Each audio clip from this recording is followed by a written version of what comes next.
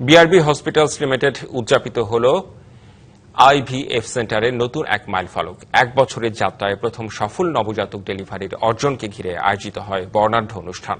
প্রধান অতিথি ছিলেন বিআরবি হসপিটালস লিমিটেডের ব্যবস্থাপনা পরিচালক পারভেজ রহমান। সভাপতিত্ব করেন প্রধান নির্বাহী কর্মকর্তা লোকমান হোসেন মিয়া। অনুষ্ঠানে হাসপাতালের চিকিৎসক, নার্স, টেকনিশিয়ান, বিভাগীয় প্রধান এবং আমন্ত্রিত অতিথিরা অংশ নেন। হাসপাতালটির দাবি, আইভিএফ সেন্টার চালুর 1 বছরের মধ্যেই সেখানে গর্ভধারণের সাফল্যের হার 80% বেশি।